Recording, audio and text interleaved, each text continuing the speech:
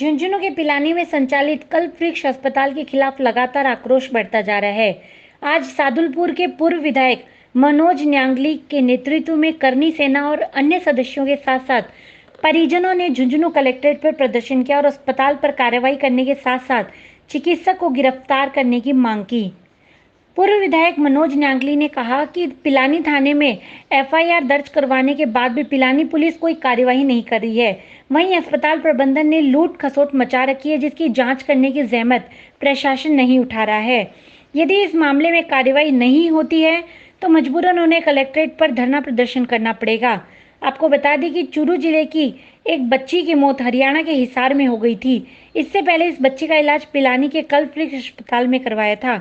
4 दिन में ही अस्पताल प्रबंधन ने 4.5 लाख रुपए ले लिए। आरोप ये कि बच्ची की मौत के बाद उसे हिसार रेफर किया गया, जबकि अस्पताल में इलाज सही नहीं किया गया। इस मामले में अस्पताल के डॉक्टर करण बेनीवाल पहले ही आरोपियों को बेबुनियाद बता चुके हैं।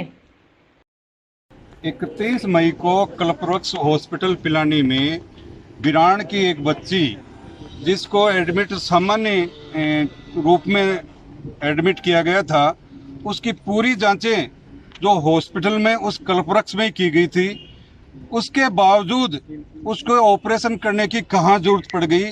परिजनों के साथ धोखाधड़ी करके उन्होंने न तो कोई जांच की न कोई बात।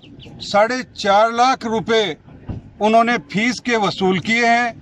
जो परिवार अपना खेत रहन रख के उसको चुकाए हैं। 2 दिन पहले डेथ हो गई थी बच्ची आरती की, उसके बावजूद भी उसको वहाँ हॉस्पिटल में रख के और फिर डेथ होने के बाद में उसको हिसार रेफर किया, जिसकी रिपोर्ट आज तक उस बेनीवाल डॉक्टर ने नहीं दी।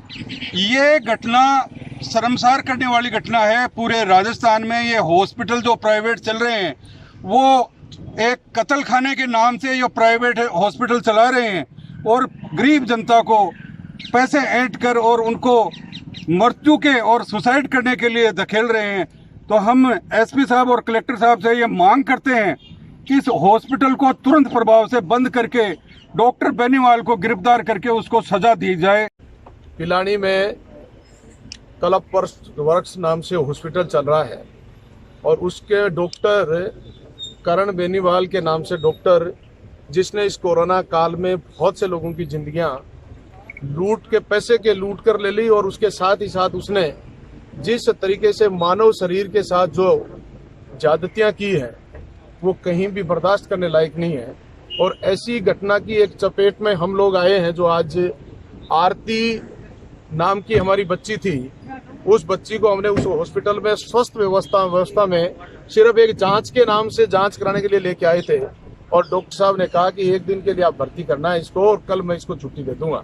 ऐसी व्यवस्था में भर्ती करते हुए डॉक्टर ने 4 दिन तक लगातार अपने हॉस्पिटल में रखा, और 4 दिन के बाद उसने बॉडी सौंपने का काम किया, और डॉक्टर ने अंतिम क्षणों तक उसमें ब्लेंडर से हवा देते हुए हम लोगों को बॉडी सौंपी कि इसमें कैसे मैं कंपन दिखाऊं शरीर में, मैं जिस तरीके से लगेगा ये जिंदा है।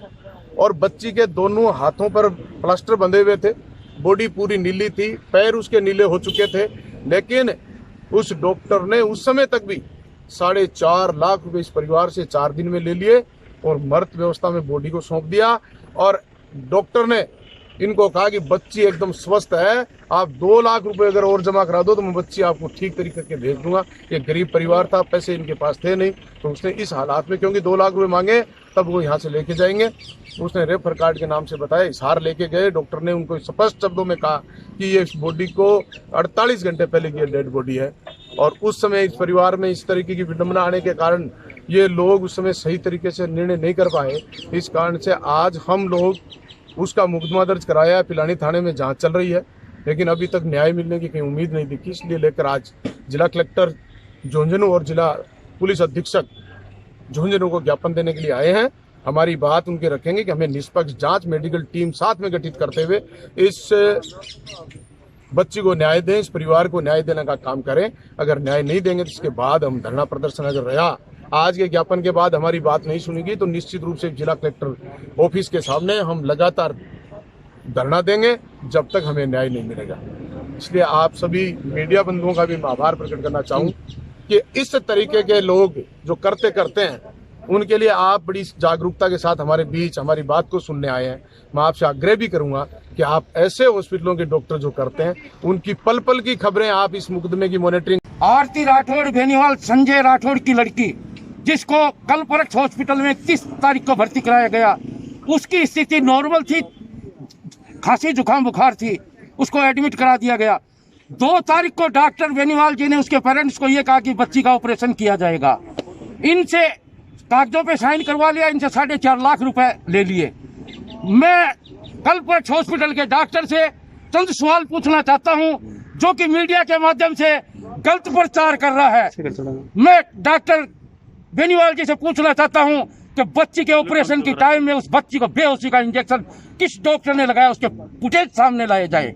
दूसरी बात, उस बच्ची को जब हॉस्पिटल में एडमिट किया गया उसकी कंडीशन क्या थी, हॉस्पिटल के सीसी फुटेज मीडिया के माध्यम से प्रशासन के माध्यम से पेश किए जाए। वह बच्ची का ऑपरेशन किस डॉक्टर ने किया उसके भी सीसी फुटेज घर वालों को दिखाया जाए। जब बच्ची के घर वालों ने डिमांड की 2 तारीख को कि आपने ऑपरेशन कर दिया, हमारी बच्ची से मिलने दिया जाए, उनको मिलने नहीं दिया गया। केवल एक ही डिमांड करता रहा कि पैसे लाओ पैसे लाओ। इसके ऊपर और भी बहुत से मामले, रोहतास जी का मामला 2015 का, सुनील जी गांधी का मामला है, और एक बच्चा 5 साल का जिसका इसने गलत इलाज किया। आज वो बच्चा ब्लड कैंसर से जूझ रहा है, जिसके घर वालों के 50 लाख रुपए उसमें खर्च हो रहे हैं। इसने कम से कम बहुत से लोगों को ऐठा है। इसने आज क्या करने आए हो? आज क्या आज हम माननीय एसपी साहब और जिला कलेक्टर महोदय को ज्ञापन देने आए हैं। हमारी एक ही मांग है कि बच्ची के हत्यारों को गिरफ्तार करने में न्याय दे। यदि 72 घंटे में कार्रवाई नहीं की गई तो हम सभी लोग हॉस्पिटल के सामने भूख हड़ताल पे बैठेंगे। यही हमारी मुख्य मांग है।